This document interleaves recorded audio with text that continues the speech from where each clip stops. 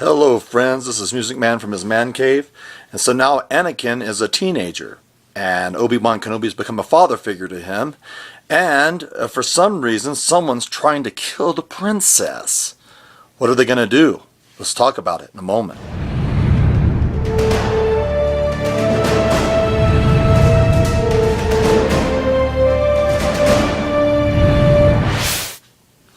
Attack of the Clones.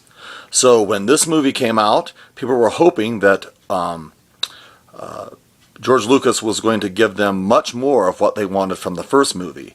Action!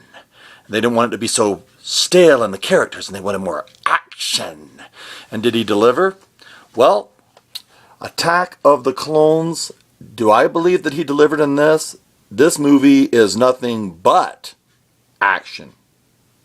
I mean, it is action from frame one until the end. So basically what you get here is you see that the princess lands and there's an explosion, and they call in Obi-Wan Kenobi, who happens to have an apprentice named Anakin Skywalker. Now Anakin is still, since he was 9 years old, in love with Princess Amidala.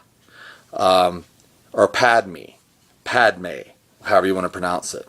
So basically, here's your story. I mean, it's about them. The Jedi are not really bright, and they're supposed to have all this intuition, but they put these two together when they know that Anakin has feelings for her, and send them off to her planet where they can fall in love, while Obi-Wan Kenobi's trying to investigate and figure out who's trying to kill her.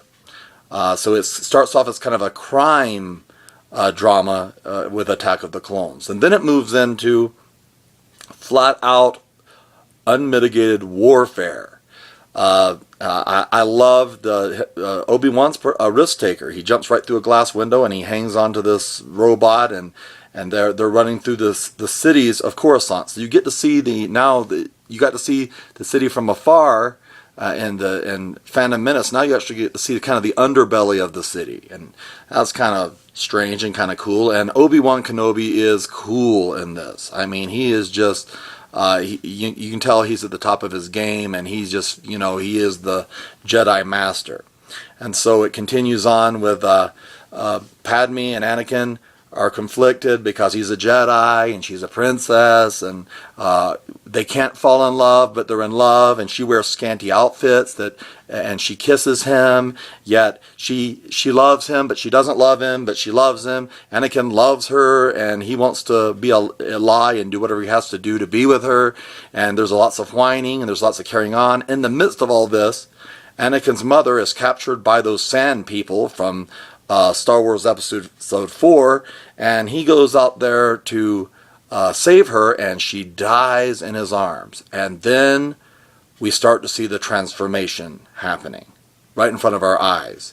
He kills all the sand people, men, women, children, everybody. So Darth Vader is a mass murderer. Of course, we already knew that from Episode 5. You have failed me for the last time. Your apology accepted, Captain Nida. So anyway, it moves on that then on this planet, the sand planet, dirt rock planet, where there's flying around mosquito-looking creatures, they all go there, and they end up. It ends up a big showdown between all these factions, and it's too complicated to even explain. And the Jedi. So the Jedi, and it shows all the Jedi fighting, and it shows Mace Windu just, kicking down. Man, he is bringing it. He's bringing it, dog. Yeah.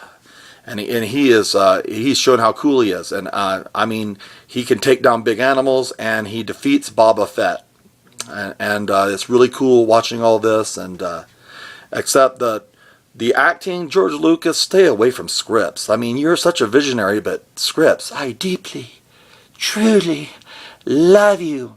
And surprisingly, my daughters, this is their favorite Star Wars. This is their favorite Star Wars. They love the Attack of the Clones. And me, I watch it when she says, I deeply, truly love you. I'm like, I thought we decided not to love. Anyway, then it goes into kick-tail action. I mean, it is absolutely just war, fighting, lasers, dust, stormtroopers. You know, well, they're not stormtroopers now; they're clones. Sorry, spoiler there. And they're just bringing it, you know, and they're bringing down big ships and creating big dust storms and blasting, and gas tanks are exploding, and there's so much going on. It's like, oh, whoa. And so anyway, the best part of the movie is toward the very end. Anakin and Obi-Wan Kenobi try to take on this new evil guy that the Emperor's using called Count Dooku, played by that guy that's in Lord of the Rings. That's the evil wizard. I don't remember his name. He's not Gandalf. He's Mordolf or something. Anyway, you can correct me down below. So anyway, they take him on, and Anakin gets toasty fried. And then Obi-Wan Kenobi gets beat and almost killed, but Anakin saves his life. And then Anakin is fighting him, and he chops off one of Anakin's arms. Nice. But then here comes in crippled little Yoda. And this is the part of the movie that basically I loved. It kind of, you know, for me, it kind of saved the whole movie. Just a short of Yoda doing this would have been great. There's a forced showdown between him and Count Dooku, and guess who wins? Yoda. Or it's a stalemate, I guess. And so then Yoda pulls out his lightsaber, and you're thinking, I didn't even think the guy could use one. Anyway, he looks like one of those 4th of July spinning fireworks. I mean, he is just, and it is hilarious. I mean, I was laughing out loud in the theater. I mean, I thought it was great. And then Count Dooku cheats and tries to crush Anakin and Obi-Wan Kenobi with some big metal pipe, and Yoda turns and catches it with the Force. He's so awesome. And he moves it, and he sets it down. And that's pretty much the end of the movie, because you get kind of goosebumps because you hear the kind of a little bit of the Darth Vader dun dun dun dun dun dun dun dun dun dun dun dun. They don't really want to go there yet, but you realize what's coming, and you understand what is happening, and that's how it ends. And it's a pretty cool flick. Oh, I forgot, Obi-Wan, George Lucas, kudos to you. Anakin and Padme get married. Yes, they do. They get married. They don't just live together or live a lie. And I was hoping he wouldn't go there. Thank you, George Lucas. Kudos to you. For that reason, I give this movie a 7.5 out of 10. I think The Attack of the Clones is a good entry in the Star Wars universe.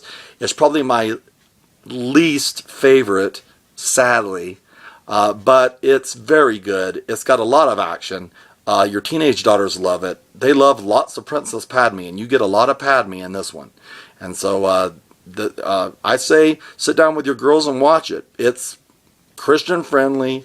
There's no profanity, no sexuality. Standard Star Wars PG fare. And so watch it again and enjoy it. Music Man from his man cave saying, we'll talk about Revenge of the Sith next. Good.